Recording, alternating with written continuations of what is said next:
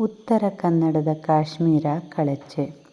ಆ ಕಳಚೆಯ ಶ್ರೀ ಅಣ್ಣೈ ಹೆಬ್ಬಾರ್ ಎಂಬಂಥ ಕುಟುಂಬದ ಕುಲದೇವರು ಮಹಾಗಣಪತಿ ಆಗಿರುತ್ತಾನೆ. ಆ ಗಣಪತಿ ದೇವರಿಗೆ ವಾರ್ಷಿಕವಾಗಿ ಪೂಜೆ ಸಲ್ಲಿಸುವ ವಾಡಿಕೆಯನ್ನು ಕುಟುಂಬಸ್ಥರು ನೆರವೇರಿಸಿಕೊಂಡು ಬಂದಿದ್ದಾರೆ. ಅಂತಹ ಸುಮಾರು 90 ಕುಟುಂಬಗಳಿಂದ ಕೂಡಿದಂಥ ಕುಲದೇವರ ಗಣಪತಿಯ ಮಹಾಪೂಜೆ ವಾರ್ಷಿಕವಾಗಿ ಗಣಹೋಮವನ್ನು ನಡೆಸಿಕೊಂಡು ಬಂದಿರುವಂಥ ಒಂದು ಸಂಪ್ರದಾಯವನ್ನು ಹೊಂದಿರುತ್ತಾರೆ. ಅಂತೆಯೇ ದಿನಾಂಕ 3/6/2026 ನಾವೆಲ್ಲರೂ ಸೇರಿ ಆ ದಿನ ಗಣಹೋಮದಲ್ಲಿ ಪಾಲ್ಗೊಂಡೆವು. ಗಣಹೋಮವು ಕೂಡ ಪುರೋಹಿತರ ಸಾನ್ನಿಧ್ಯದಲ್ಲಿ ಅತ್ಯಂತ ಶ್ರದ್ಧಾಭಕ್ತಿಯಿಂದ ನೆರವೇರಿತು. ನಾವೆಲ್ಲ ಹೆಂಗಳೆಯರು ಸೇರಿ ಗಣಪತಿ ಉಪನಿಷತ್ತು, ಗಣಪತಿ ಸ್ತುತಿ, ಗಣಪತಿಯ ಭಕ್ತಿಭಾವಪೂರಿತ ಭಜನೆಗಳು, ಭಗವದ್ಗೀತೆ ಪಠಣ ಹೀಗೆ ಹಲವಾರು ಸ್ತೋತ್ರಗಳನ್ನು ಶ್ರದ್ಧಾಭಕ್ತಿಯಿಂದ ಎಲ್ಲರೂ ಕೂಡಿಕೊಂಡು ಹೇಳಿದೆವು. ಇದೊಂದು ಸಂತಸದ ಘಳಿಗೆ ಕೂಡ ಆಗಿತ್ತು. ಎಷ್ಟೋ ಕುಟುಂಬಸ್ಥರ ಪರಿಚಯ ಆವತ್ತು ನಮಗಾಗಿ ನಮ್ಮಲ್ಲಿ ಹೊಸ ಆತ್ಮೀಯತೆ ಹಾಗೂ ಪ್ರೀತಿಯು ನಮ್ಮ ಕುಟುಂಬದವರೆಂಬ ಪ್ರೀತಿಯು ಕೂಡ ಮೂಡಿತ್ತು. ಅಲ್ಲೇ ಪಕ್ಕದಲ್ಲಿದ್ದಂಥ ಶ್ರೀದೇವಿ ಮನೆಯಂಥ ಅತ್ಯಂತ ಪುರಾತನವಾದ ದೇವಸ್ಥಾನಕ್ಕೂ ಕೂಡ ಹೋಗಿ ಬಂದೆವು. ನಾವೇ ಎಲ್ಲ ಹೆಂಗಸರು ಸೇರಿ ಅಡಿಗೆಯಲ್ಲಿ ಪಾಲ್ಗೊಂಡು ಊಟ ಕೂಡ ಮಾಡಿದೆವು. ಅಂತೆಯೇ ಅಲ್ಲಿ ನಮ್ಮ ಕುಟುಂಬದವರೆಲ್ಲ ಸೇರಿ ಹಲವಾರು ಕುಟುಂಬಕ್ಕೆ ಸಂಬಂಧಪಟ್ಟ ವಿಷಯಗಳನ್ನು ಚರ್ಚಿಸಿ ಕೆಲವೊಂದು ಮಹತ್ವದ ನಿರ್ಧಾರಗಳನ್ನು ಕೂಡ ತೆಗೆದುಕೊಂಡರು. ಹೀಗೆ ನಾವು ಎಲ್ಲರೂ ಸೇರಿ ಆತ್ಮೀಯವಾಗಿ ಮಾತನಾಡುತ್ತಾ 1-2 ಗಂಟೆಗಳ ಕಾಲ ನಮ್ಮ ವೇಳೆಯನ್ನು ಕಳೆದೆವು.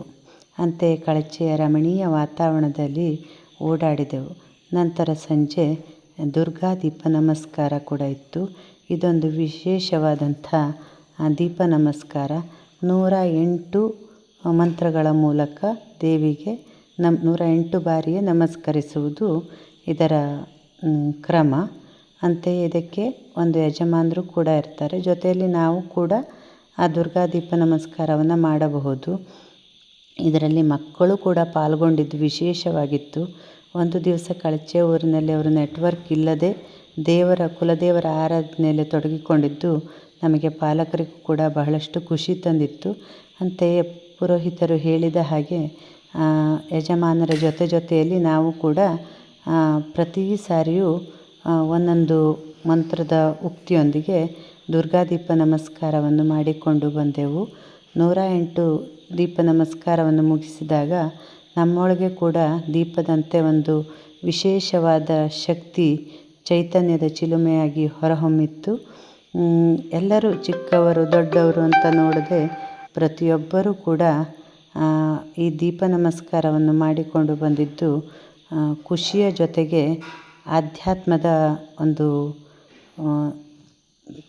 ಆಧ್ಯಾತ್ಮಿಕದ ಜೊತೆಗೆ ಒಂದು ಭಕ್ತಿಯ ಹಾಗೆ ಚೈತನ್ಯದ ಚಿಲುಮೆಯಾಗಿ ಹೊರಹೊಮ್ಮಿತ್ತು. ಎಲ್ಲರೂ ಕೂಡ ಪಾಲ್ಗೊಂಡ್ವಿ. ಆ ಶ್ರೀ ಗಣಪತಿಯ ಸ್ತುತಿಯೊಂದಿಗೆ, ದುರ್ಗಾದೀಪ ನಮಸ್ಕಾರದೊಂದಿಗೆ, ಅಂತೆಯೇ ಮಂತ್ರಾಕ್ಷತೆಯ ಜೊತೆಯಲ್ಲಿ ಆ ದಿವಸದ ಕಾರ್ಯಕ್ರಮ ಸಂಪನ್ನವಾಯಿತು ಅಂತ ಖುಷಿಯಿಂದ ಹೇಳ್ಕೋತೇನೆ.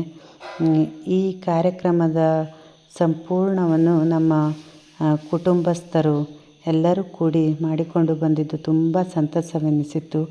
ಒಂದು ದಿವಸ ಕಳಚೆಯ ಪ್ರಕೃತಿಯ ಮಡಿಲಲ್ಲಿ ನಮ್ಮ ಕುಲದೇವರ ಆರಾಧನೆಯಲ್ಲಿ ತೊಡಗಿಕೊಂಡು ದಿನವನ್ನು ಸಂಪನ್ನಗೊಳಿಸಿದೆವು.